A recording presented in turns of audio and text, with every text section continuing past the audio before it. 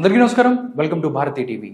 బుడమేరు ఏదైతే పొంగటం వల్ల మొత్తం అక్కడ విజయవాడ నగరం మొత్తం మునిగిన పరిస్థితి, దానికి సంబంధించి గత 3 రోజులుగా చాలా భయానక వాతావరణం ఉంది విజయవాడలో. దానికి సంబంధించి ఆంధ్రప్రదేశ్ ప్రభుత్వం అక్కడ హుటాహుటిన సహాయ కార్యక్రమాలని చేపట్టింది. నారా చంద్రబాబు నాయుడు గారు ఎవరైతే మొత్తం గ్రౌండ్ లెవెల్లోకి వెళ్ళి అక్కడ పరిస్థితిని పర్యవేక్షిస్తున్నారు. దానికి సంబంధించి ఎవరైతే అక్కడ ఉన్న వరదల్లో చిక్కుకున్న బాధితులకు ఆయన ధైర్యం చెప్పే ప్రయత్నం చేస్తున్నారు. ప్రతి చోటకి ఆయన మోకాల్లోతి నీళ్ళలో నుంచి ఆయన వెళుతున్న పరిస్థితి. అసలు బుడమేరు పాపం ఎవరిది అని చెప్పి చాలామంది కూడా మాట్లాడుకుంటున్న పరిస్థితి. మొన్నటిని చూసుకున్నట్టయితే బుడమేరు పొంగింది అని చెప్పి మాట్లాడుకుంటున్న పరిస్థితి. అసలు బుడమేరుకి సంబంధించి ఎందుకు అంత వరద ఉధృతి వచ్చి సింగనగర్ అవ్వచ్చు, లేకపోతే మిగతా విజయవాడ నగరాన్ని ముంచెత్తింది అనేది కూడా చాలా మంది మాట్లాడుతున్న పరిస్థితి. ముఖ్యంగా ఎవరైతే ప్రతిపక్ష నాయకుడు వైఎస్ జగన్మోహన్ రెడ్డి గారు మొన్న మాట్లాడుతూ చాలా విచిత్రమైన వాదనలు కూడా ఆయన చేశాడు.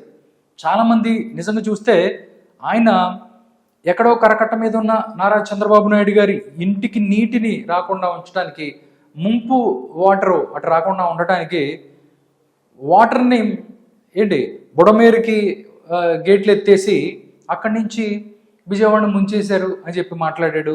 దానికి సంబంధించే మ్యాన్ మేడ్ ఫ్లడ్స్ అని చెప్పి కూడా ఆయన మాట్లాడిన పరిస్థితి. చాలామంది సోషల్ మీడియాలో దీని మీద ఆయనతో విభేదించే ప్రయత్నం చేస్తున్నారు. నిజంగా అంటే అసలు ఎక్కడో ఉత్తరాన బుడమేరు ఉంటే ఎక్కడో దక్షిణాన ఆయన ఇల్లున్న పరిస్థితి. బట్ వాస్తవం అయితే అది కాదు. ఎందుకంటే 5 సంవత్సరాలు ముఖ్యమంత్రిగా పనిచేసిన వైఎస్ జగన్మోహన్ రెడ్డి గారు కనీసం ఎటు నుంచి ఎటు వాటర్ వెళ్తుంది, అసలు ఎక్కడి నుంచి బుడమేరు నీళ్ళు ఎక్కడి నుంచి వస్తాయి, ఖమ్మం దాంతో కూడా వెలగలేరు అక్కడి నుంచి కూడా వాటర్ వస్తున్న పరిస్థితి, ఇవన్నీ కూడా తెలుసుకునే ప్రయత్నం చేస్తే బాగుండేది. బట్ ఆయన రాజకీయాలకే పరిమితమయ్యారు కాబట్టి అలా ఉన్న పరిస్థితి.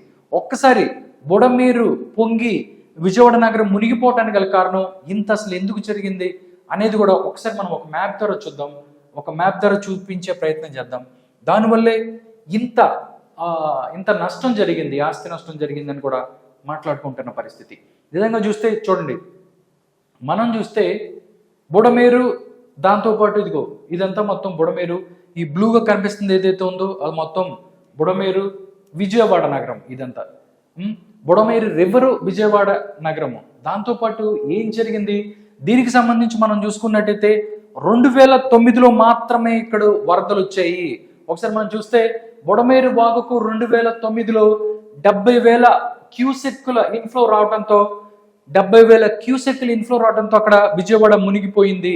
అప్పుడు 2005లో దీంతో దాన్ని పోలవరం కుడికాలకు లింక్ చేసి దాంతోపాటు రెగ్యులేటర్ ఏర్పాటు చేశారు. తద్వారా రెగ్యులేటర్ ఏర్పాటు చేసిన తర్వాత అక్కడ బుడమేరుకి అక్కడ ఏదైతే ప్రవాహం తగ్గిన పరిస్థితి. ఇక్కడేనండి ఏదైతే ఉందో అసలు ముంపు ప్రాంతం కాబట్టి ఇక్కడ నుంచి ఏదన్నా వరదలు వస్తే సింగనగర్, అజిత్ సింగ్ నగర్ అవ్వచ్చు, లేకపోతే మిగతా విజయవాడ మునిగిపోయే అవకాశం ఉందని చెప్పి దాన్ని పోలవరం కుడికాలకి లింక్ చేసి రెగ్యులేషన్ ఏర్పాటు చేస్తే ప్రవాహం తగ్గింది. దీన్ని అదునుగా చేసుకొని ఎక్కడైతే వాటర్ రావటం ఆగిపోయిందో మొత్తం బుడమేరుకి సంబంధించి చుట్టుపక్కల మొత్తం రియల్ ఎస్టేట్ దందా మొదలైంది. అప్పుడు కూడా దేవినేని నెహ్రూ హయాంలో కూడా దీనికి సంబంధించి చాలా ఆయన మాట్లాడే ప్రయత్నం చేశారు. దానికి సంబంధించి మాట్లాడే ప్రయత్నం చేశారు. కానీ అది పూర్తి అవ్వని పరిస్థితి. ఆయన కూడా అప్పుడు కూడా చాలా వ్యంగ్యంగా మాట్లాడిన పరిస్థితి. ఇక్కడ ఏమైనా మ్యాజిక్ అయిపోతుందా వెంటనే చేయాలంటే అని కూడా ఆయన మాట్లాడిన పరిస్థితి ఆ టైంలో. తద్వారా అంటే ఎప్పుడైతే బుడమేరుకి సంబంధించి ఇది కూడా చూడండి, ఇది పోలవరం కెనాలు, ఇది బుడమేరు వాగు, ఇది విజయవాడ. దీనికి సంబంధించింది ఇక్కడ మొత్తం ఏదైతే ఉందో ఫ్లాట్స్ ఏదైతే వేసుకొని మొత్తం అంతా రియల్ ఎస్టేట్ దందా మొదలు పెట్టారు అందరూ. వాటర్ రాకపోయేదానికి మొత్తం ఇప్పుడేమైంది దానికి సంబంధించి ఇప్పుడు ఆ వాగు కనిపించకుండా కబ్జా చేసి ఫ్లాట్లుగా మార్చేశారు.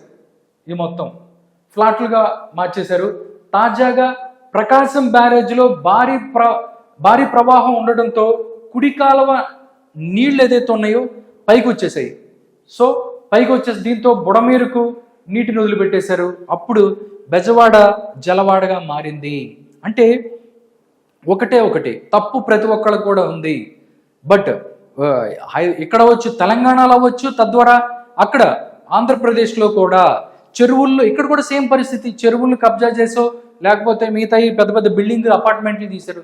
మోకిలే దగ్గర మనం చూసుకుంటే దగ్గర ఒక్కొక్కటి 60 కోట్లంట, మొత్తం 60 కోట్లంట.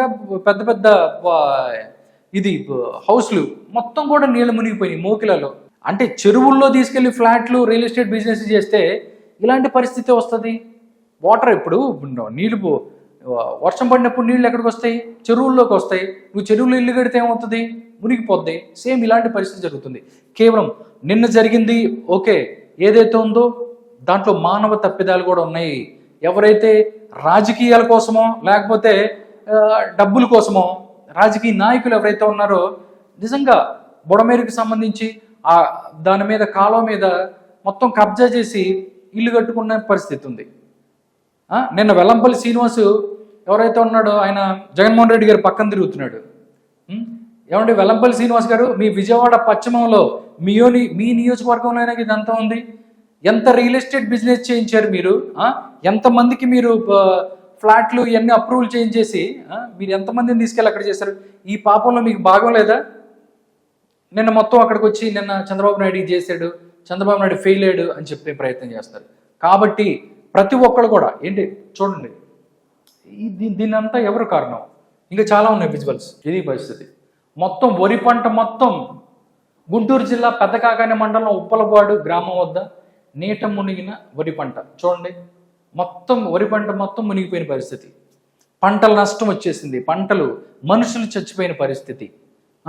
దాంతోపాటు పిల్లలు ఎవరో చెప్తున్నారు నిన్న 150 మంది గర్భిణీ స్త్రీలను కాపాడారంట విజయవాడలో. నిజంగా వాళ్ళందరికీ హ్యాట్స్ ఆఫ్ చెప్పాలి. ఎందుకంటే ఎవరో చేసిన తప్పిదాలు రాజకీయాలు అవ్వచ్చు, డబ్బు కోసం అవ్వచ్చు, మొత్తం బుడమేరు చుట్టుపక్కల మొత్తం అన్నిటినీ మీరు ఫ్లాట్స్ వేసి మొత్తం అమ్మేసేసి చేసుకుంటే ఇలాంటి పరిస్థితులు అవుతాయి. పంటల్లోకి నీళ్ళు వస్తాయి.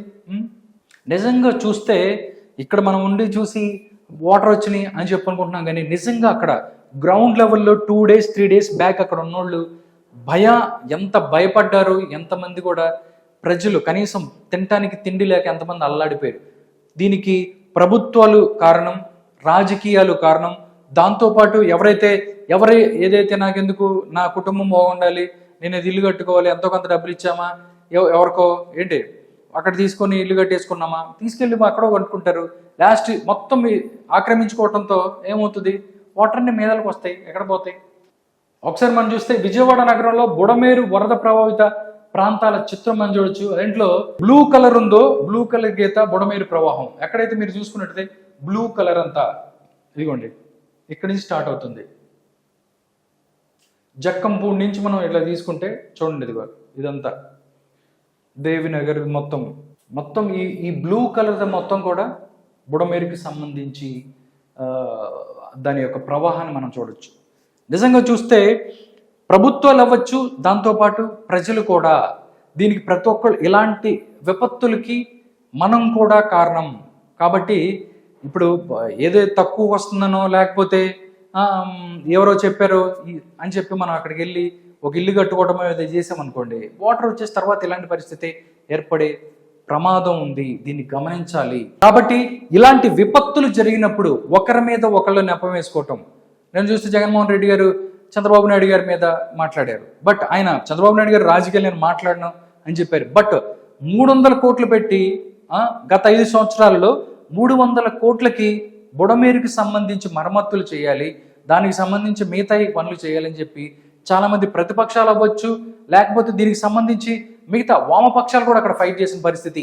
బట్ జగన్మోహన్ రెడ్డి గారు ఎక్కడైతే రిషికొండలో 600 కోట్లు పెట్టి ఇల్లు కట్టుకుంటాడు, అక్కడ ఏంటి దగ్గర ఒక 20 లక్షలు 30 లక్షలు పెట్టి కమ్మోడ్ ఇవన్నీ చేసుకుంటాడు. కానీ బుడమేరుకి సంబంధించి 300 కోట్లకి ప్రజలకు ఉపయోగపడే శాశ్వత పరిష్కారం కోసం ఉపయోగపడే ఇలాంటి వాటికి ఆయనకి చేతులు రాలేదని చెప్పి మాట్లాడుకుంటున్నారు ఆంధ్రప్రదేశ్ ప్రజలు. నిజంగా చూస్తే బాధాకరం. మీరు అన్ని డబ్బులు కూడా చాలా ఫ్రీగా ఎగ్ బఫుల్కి ఖర్చు పెడతారు, ఏంటి ఎక్కడో రిషికొండలో దానికి ఖర్చు పెడతారు, మిగతా ఇంకో చోట తాడేపల్లి ప్యాలెస్కి మీరు పెద్ద పెద్ద కంచెలు వేసుకుంటారు, మీ సెక్యూరిటీకి 900 కోట్లు పెట్టి మిమ్మల్ని కాపాడుకుంటారు, ఒక పెద్ద సెక్యూరిటీ పెట్టుకుంటారు. కానీ ప్రజలకి ఇబ్బంది వచ్చే ప్రాజెక్టుల మీద మాత్రం ఖర్చు పెడడానికి మీ దగ్గర డబ్బులు ఉండవు. కాబట్టి అదే ప్రశ్నిస్తున్నారు ప్రజలు. నిజంగా చూస్తే మీ పాపం కూడా ఉంది దీంట్లో జగన్మోహన్ రెడ్డి గారు అని చెప్పి మాట్లాడుకుంటున్న పరిస్థితి. ఈరోజు చంద్రబాబు నాయుడు గారు గ్రౌండ్ లెవెల్లో ఉన్నారు కాబట్టి డెఫినెట్లీ బుడమేరుకి సంబంధించి ఏదైతే సమస్యలు ఉన్నాయో ఇప్పుడు ఆయనకి అర్థమయ్యాయి కాబట్టి ఈ 5 సంవత్సరాల్లో అయినా యాజ్ ఎర్లీ యాజ్ పాసిబుల్ బుడమేరుకి సంబంధించి ఏదైతే మరమ్మతులకు సంబంధించి పనులు చేయాలి. ప్రజలకి ఇలాంటి విపత్తు మరొకసారి భవిష్యత్తులో కలగకుండా కూడా ప్రభుత్వాలు చర్య తీసుకోవాలి, చొరవ తీసుకోవాలి, ప్రతిపక్షాలు చేయటానికి అవకాశం ఇవ్వాలి. అలా కాకుండా ఏం చేశారు, ఫారెన్ వెళ్ళారని చెప్పి రోజా గారు లాంటి వాళ్ళు ఆళ్ళీళ్ళు మాట్లాడి ఇలాంటి సొల్లు మాటలు కాకుండా ప్రభుత్వాలు పట్టించుకోవాలి ప్రజలని. ఇప్పుడు దగ్గర 20 మంది చనిపోయారని చెప్తున్నారు. ఎవరు తీసుకొచ్చిస్తారు చెప్పండి? వాళ్ళది చాలా దయనీయమైన పరిస్థితి. వాళ్ళు అన్నారు ఎక్కడికో మంత్రులు ఫారెన్ వెళ్ళిపోయారు, విహారయాత్రలకు వెళ్ళిపోయారని చెప్తున్నారు. అక్కడ కేఏ పాల్ వచ్చి అక్కడ మొత్తం అందరికీ సహాయం చేస్తుంటే కనీసం మీరు ఒక్కళ్ళు కూడా రాలేదు వైఎస్ఆర్ కాంగ్రెస్ పార్టీ వాళ్ళు. సిగ్గుపడాలి కేఏ పాల్ చూసి మీరు. కాబట్టి ఏదో సొల్లు డైలాగులు చెప్పకుండా గ్రౌండ్ లెవెల్లో ఏమన్నా ప్రజలకు ఉపయోగపడే ప్రయత్నం చేయండి అంతే. దాంతోపాటు ఇలాంటి ఈ బుడమేరుకి సంబంధించి కూడా గవర్నమెంట్కి మేము అప్పీల్ చేస్తున్నాము. ఎవరైతే ఫ్యూచర్లో భవిష్యత్తులో ఇలాంటి జరగకుండా మీరైనా ఈ ప్రభుత్వమైనా కూటమి ప్రభుత్వమైనా తగిన చర్యలు తీసుకోవాలి. ప్రజల్ని కాపాడాల్సిన బాధ్యత మీ మీద ఉంది. ఎందుకంటే మీ మీద నమ్మకంతో వాళ్ళు ఓటేశారు కాబట్టి ఈ బాధ్యత మీరు తీసుకుంటారని చెప్పి కోరుకుంటున్నాం.